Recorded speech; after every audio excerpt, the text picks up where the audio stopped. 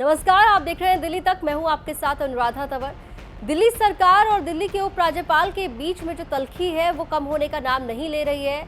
आए दिन जिस तरीके से टकराव की स्थिति दोनों में नजर आती है वो चर्चा का विषय बनी रहती है, सुर्खियों का केंद्र बनी रहती है। और एक बार फिर से दिल्ली सरकार और दिल्ली के उपराज्यपाल के बीच में टकराव की स्थिति दिखाई दे रही है। ताज़ा मामला है दिल्ली के उपराज्यपाल के उस खत का जिसके बारे में जिक्र किया आम आदमी पार्टी के नेता विधायक सौरभ भारद्वाज ने। सौरभ भारद्वाज ने एक प्रेस कॉन्फ्रेंस की और इस प्रेस कॉन्फ्रेंस में उन्होंने ये कहा कि दिल्ली के उपराज्यपाल ने एक खत भेजा है जो कि चीफ सेक्रेटरी को भेजा है और दिल्ली विधानसभा को भेजा है। और उस खत के जरिए उन्होंने ये कहा है कि क्या दिल्ली विधानसभा की जो याचिका समिति है वो गैर कानूनी तरीके से काम कर रही है, वो अफसरों के काम में इंटरवीन करने की कोशिश कर रही है। ये तमाम तरीके के आरोप उनकी तरफ से लगाए गए हैं एक बार फिर से उपराज्यपाल पर। लेकिन आपको बता दें कि दिल्ली विधानसभा की याचिका समिति की रिपोर्ट थी जो कि पिछले सत्र में सामने आई थी और सिफारिश की गई थी उन रिपोर्ट्स के जरिए कि उपराज्यपाल इन रिपोर्ट्स के जरिए एक्शन ले और कार्रवाई करे। क्या कहा गया था इन रिपोर्ट्स में, पहले आपको वो बता देते हैं। तो याचिका समिति की रिपोर्ट पर एक्शन नहीं हुआ है। जो रिपोर्ट सामने आई थी उसमें ये बताया गया था कि आईएएस अधिकारियों ने फाइल रोककर जो दिल्ली के सरकारी अस्पताल हैं उनकी ओपीडी से कर्मचारी निकाल दिए। इसके बाद ये बताया गया कि अधिकारियों ने मोहल्ला क्लिनिक के डॉक्टर्स की सैलरी और टेस्ट रोक दिए थे। जो मोहल्ला क्लिनिक में टेस्ट होते थे वो रोके गए और डॉक्टर्स की सैलरी तक रोकी गई। साथ ही ये भी बताया गया था कि अधिकारियों की वजह से बुजुर्गों की पेंशन दिल्ली के अंदर रोकी गई।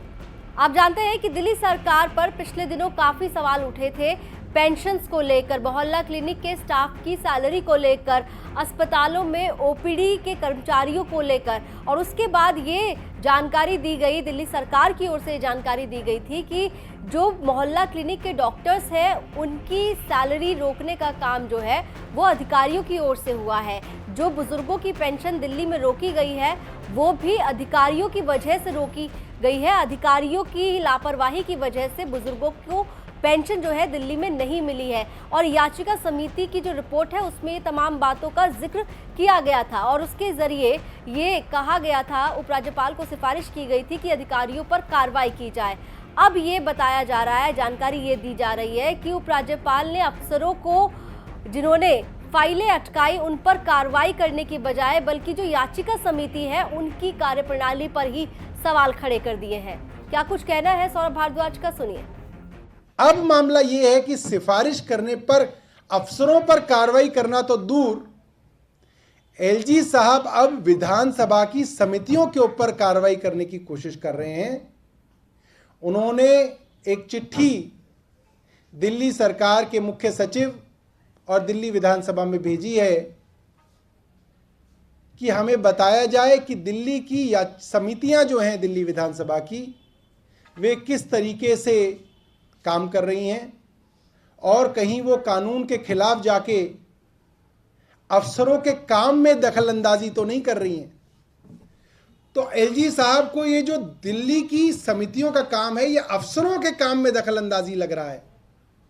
इससे ज़्यादा शर्म की बात कुछ नहीं हो सकती। और मुझे लगता है कि जब उन समितियों ने ये बात कही कि बड़े बड़े सीनियर आईएएस अधिकारियों ने अस्पतालों के अंदर मरीजों को परेशान करवाया, मोहल्ला क्लिनिक में मरीजों को परेशान कराया, गरीब बुजुर्ग जिनका आशीर्वाद लेना चाहिए 60 साल से ऊपर के 70 साल के बुजुर्गों को इन्होंने बिना पेंशन के महरूम रखा। आज एलजी साहब को परेशानी ये है कि इनके काम कैसे हो रहे हैं और अफसरों को किस तरीके से बचाया जा सके। और ये बात साफ होती है कि एलजी साहब के इशारे पर ही अफसर दिल्ली के गरीब लोगों को परेशान कर रहे हैं। तो सौरभ भारद्वाज का बयान आपने सुना। सीधा आरोप उन्होंने उपराज्यपाल पर लगाया है कि जिन अधिकारियों ने फाइलें अटका कर दिल्ली के गरीब लोगों को परेशान किया है, गरीब जनता को परेशान किया है, उन अधिकारियों पर, उन अफसरों पर कार्रवाई करने की बजाय उपराज्यपाल अब खत लिखकर दिल्ली विधानसभा की जो याचिका समिति है उस पर ही सवाल खड़े कर रहे हैं। अब देखना होगा कि उपराज्यपाल की ओर से इस पूरे मामले को लेकर किस तरीके से प्रतिक्रिया सामने आती है। दिल्ली से जुड़ी तमाम खबरों के लिए आप देखते रहिए दिल्ली तक।